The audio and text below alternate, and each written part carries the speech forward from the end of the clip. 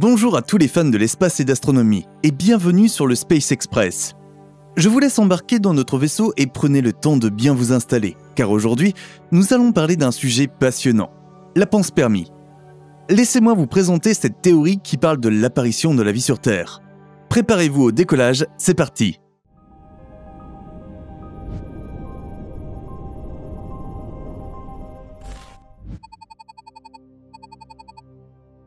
Vous avez peut-être entendu parler de cette théorie qui soutient que la vie pourrait être répandue dans l'univers par des corps célestes tels que des comètes et des météorites. Mais qu'est-ce que la panspermie exactement? La panspermie est l'hypothèse selon laquelle les micro-organismes, tels que les bactéries et les spores, pourraient être transportés d'un corps céleste à un autre et ainsi coloniser de nouveaux mondes.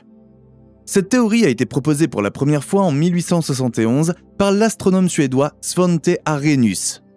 Il a suggéré que les comètes pourraient être des véhicules pour la vie dans l'univers.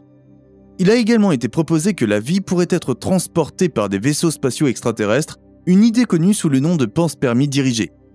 L'hypothèse de la panspermie, selon laquelle des formes de vie extraterrestres pourraient avoir semé notre planète, est un sujet qui a été exploré depuis longtemps.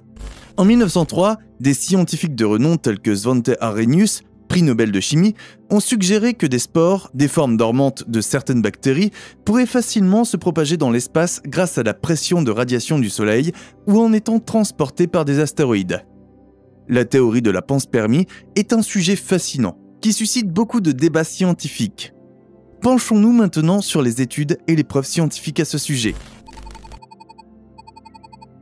Tout d'abord, des expériences ont montré que certaines bactéries et spores peuvent survivre à des températures extrêmement froides et à des radiations élevées. Les scientifiques ont également réussi à cultiver des bactéries qui ont été exposées à des conditions similaires à celles rencontrées dans l'espace. Ces expériences montrent que certains micro-organismes peuvent survivre au voyage dans l'espace. En outre, des observations de météorites et de comètes ont révélé la présence de molécules organiques et de minéraux qui sont associés à la vie. Ces découvertes suggèrent que les corps célestes peuvent être des véhicules pour des micro-organismes dans l'espace. Il y a également des preuves indirectes de la panspermie. Des études génétiques ont révélé des similitudes entre des micro-organismes de différents mondes, ce qui pourrait indiquer une origine commune. Il est important de noter que bien que ces preuves soient intéressantes, elles ne prouvent pas la panspermie. Cependant, ces expériences et observations montrent que cette théorie est plausible et mérite d'être étudiée davantage. Il est important de noter que le système Terre-Mars est un cas particulier en ce qui concerne la théorie de la panspermie. Il y a 4 milliards d'années, les deux planètes étaient très similaires, chacune possédant un champ magnétique global, une atmosphère épaisse, un volcanisme actif, de l'eau liquide et des composés organiques. Cependant, Mars, étant plus petite que la Terre, s'est refroidi plus rapidement et aurait pu offrir des conditions propices à la vie en premier. Il est donc plausible que des micro-organismes martiens aient été expulsés par des impacts d'astéroïdes et voyagé dans l'espace pour finalement arriver sur Terre. Il est important de noter que pour que cela soit possible, ces micro-organismes doivent survivre aux conditions difficiles de l'espace, comme des accélérations élevées, des ondes de choc et des radiations. Des expériences récentes ont montré que certaines bactéries et spores sont capables de survivre à ces conditions. Et des recherches sur la Station spatiale internationale ont même démontré que la bactérie Deinococcus radiodurans pouvait survivre pendant des années dans l'espace grâce à une couche protectrice de cellules mortes. Par ailleurs, une étude récente se penche sur la capacité des bactéries extramophiles à survivre sur Mars pendant des centaines de millions d'années. Les implications de cette recherche sont importantes pour l'exploration spatiale et pour la compréhension de la panspermie.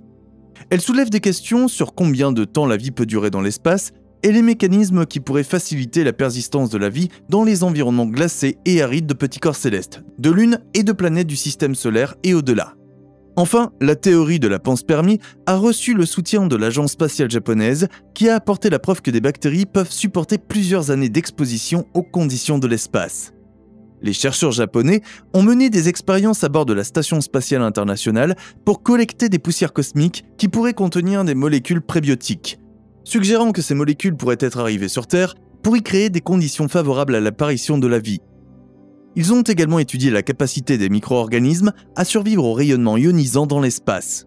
Cela donne du poids à la théorie de la panspermie, mais il reste encore des incertitudes sur la capacité des formes vivantes à supporter le froid interstellaire et l'intense rayonnement cosmique pendant des milliers, voire des millions d'années lors de leur voyage.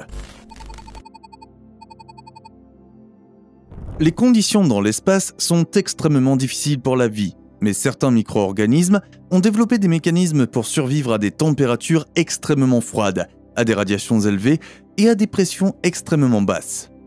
Commençons par les températures. L'espace est extrêmement froid, avec des températures allant jusqu'à moins 270 degrés Celsius. Cependant, certaines bactéries et spores peuvent survivre à des températures aussi basses en produisant des protéines qui empêchent l'eau de geler dans leurs cellules. Ensuite, les radiations. Les rayons cosmiques et les particules émises par les étoiles peuvent causer des dommages aux cellules vivantes. Toutefois, certaines bactéries ont des mécanismes de réparation de l'ADN qui leur permettent de survivre à des doses élevées de rayonnement. Enfin, la pression. Dans l'espace, il n'y a pratiquement pas de pression, ce qui peut causer des dommages aux cellules vivantes. Malgré cela, certaines bactéries et spores peuvent survivre à des pressions extrêmement basses en produisant des substances qui remplissent leurs cellules, créant ainsi une pression interne suffisante pour maintenir leur intégrité. Il est important de noter que les conditions de l'espace sont très difficiles pour la vie, donc il est peu probable qu'une grande quantité de micro-organismes puissent y survivre. Néanmoins, ces découvertes montrent que certains micro-organismes peuvent survivre dans des conditions extrêmes, offrant une possibilité pour la panspermie. Mais en admettant qu'elles survivent au voyage, par quels moyens peuvent-elles voyager ? Si la vie a été transportée d'un corps céleste à un autre, comment cela a-t-il pu se produire ? Il existe plusieurs hypothèses sur les moyens de transport de la vie dans l'univers, comme les comètes, les météorites et les corps célestes. Commençons par les comètes. Les comètes sont des corps célestes glacés, qui peuvent contenir des molécules organiques, des minéraux et même des micro-organismes gelés. Il est possible que les comètes aient transporté des micro-organismes de la nébuleuse primitive à la Terre, ou à d'autres planètes, lors de leur passage près de ces corps célestes. Ensuite, les météorites. Les météorites sont des fragments de roches qui ont été éjectés de corps célestes tels que les comètes et les astéroïdes. Certaines météorites ont été découvertes contenant des molécules organiques et des minéraux qui sont associés à la vie. Il est possible que les météorites aient transporté des micro-organismes de corps célestes à la Terre. Enfin, les corps célestes. Il est possible que la vie ait été transportée de corps céleste à corps céleste par des impacts de corps célestes. Les impacts peuvent projeter des matériaux de la surface d'une planète ou d'une lune dans l'espace, ou ils peuvent être capturés par d'autres corps célestes. Il est possible que la vie ait été transportée de cette manière entre les planètes et les lunes dans le système solaire. Il est important de noter que ces hypothèses ne sont que des théories possibles, et il n'y a pas encore de preuves concluantes pour soutenir l'une d'entre elles. Cependant, ces idées montrent que la panspermie est une possibilité intrigante qui mérite d'être étudiée davantage. Si la vie peut être transportée d'un corps céleste à un autre, cela change notre façon de chercher des formes de vie en dehors de la Terre. Tout d'abord, la panspermie pourrait nous expliquer pourquoi nous n'avons pas encore découvert de vie extraterrestre malgré les nombreuses recherches effectuées. Si la vie a été transportée d'un corps céleste à un autre, il est possible que la vie existe sur d'autres planètes ou lunes, mais que nous ne l'ayons pas encore détectée. Ensuite, la panspermie pourrait élargir les endroits où nous cherchons la vie. Si la vie peut être transportée par des corps célestes, il est possible qu'il y ait des formes de vie sur des corps célestes que nous n'avons pas encore explorées, comme les comètes et les astéroïdes. Enfin, la panspermie pourrait nous aider à comprendre l'origine de la vie sur Terre. Si la vie a été transportée sur Terre par des corps célestes, il est possible que les micro-organismes qui ont donné naissance à la vie sur Terre proviennent d'un autre corps céleste. Il est important de noter que la panspermie est une théorie qui n'a pas encore été prouvée, mais ses implications montrent qu'elle est un sujet important dans la recherche de vie extraterrestre. Et c'est la fin de notre voyage sur la théorie de la panspermie. Nous avons exploré ce qu'est la panspermie, les preuves scientifiques de cette théorie, comment les micro-organismes peuvent survivre dans l'espace, les moyens potentiels de transport de la vie dans l'espace et les implications de la panspermie pour la recherche de la vie extraterrestre. La panspermie offre une nouvelle perspective sur l'origine de la vie, qui pourrait expliquer pourquoi nous n'avons pas encore découvert de vie extraterrestre, et pourrait élargir les endroits où nous cherchons la vie. En conclusion, la panspermie est un sujet fascinant qui mérite d'être étudié davantage. Elle pourrait changer notre compréhension de l'origine de la vie sur Terre et dans l'univers. Nous espérons que cette vidéo vous a donné une nouvelle perspective sur l'origine de la vie et que vous serez aussi intrigués que nous par cette théorie passionnante. J'espère que vous avez apprécié cette vidéo et que vous avez appris des choses qui vont me permettre de développer encore un peu plus vos connaissances sur l'astronomie et l'espace. Si vous venez tout juste de découvrir la chaîne, ici on parle d'espace et de tout ce qui s'y affilie de près ou de loin.